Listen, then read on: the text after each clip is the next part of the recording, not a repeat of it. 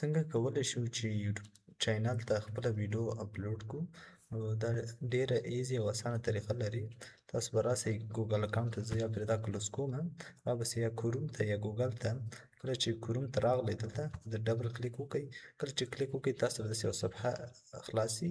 صفحه چې کله خلاص خپل اکاونټ مربوطه اکاونټ ته به تاسو ننوځئ. زما د اوس اکاونټ ته ښه چې دلته ننوتې، یا هم که ګوګل ته ډایرکټ ګوګل ته راسئ او دلته ورته د خپل هغه نوم دې ورته ولیکئ، یوټیوب چینل کوم نوم دی هغه ورته ولیکه دلته سرچ کې. او زما د محمدي اکاډمي دا ورته انتخاب کړه. کله چې انتخاب کړه نو دلته راځي ستا اکاونټ، په دې اکاونټ باندې دې کلیک وکړه. کله چې په اکاونټ دې کلیک وکړه بیا راسه د کریټ برخې ته.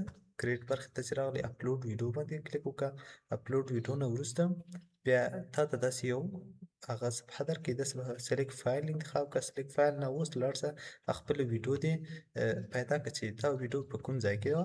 اوس زه ورته وایم چې دا زما ویډیو ده. اوس دا ورته انتخاب کړه. کله چې دا دې انتخاب کړه اوپن کړه. کله چې دا اوپن کړه وروسته له هغه تاسو دا څه وکړئ، نیکسټ کلیک وکړئ. نیکسټ بیا نیکسټ کلیک کړئ او بیا پسې نیکسټ کلیک کړئ. دلته 3 اپشنه درکوي.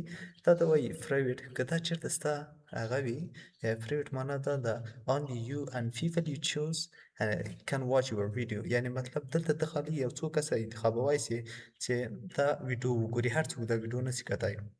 دا اپشن دا کار کوي چې که د تا په خوښه د څوک ورته انتخاب کړه هغه به یې کتای سي، نور نسي کتای. بل چې ده unlisted مطلب دا ده چې anyone watch with the video link can watch your video. خالي دا مطلب له ده څخه چې خلک د دې لینک په واسطه ستا ویډیو چې کتای سي. او بل پابلیک عمومي هر څوک ستا له ویډیو څخه استفاده کولی سي.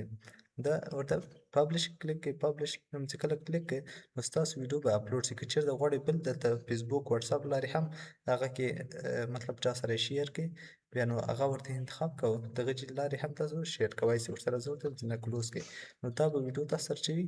دلته یوټیوب ته څه سوه پورته شوه یا اپلوډ شوه.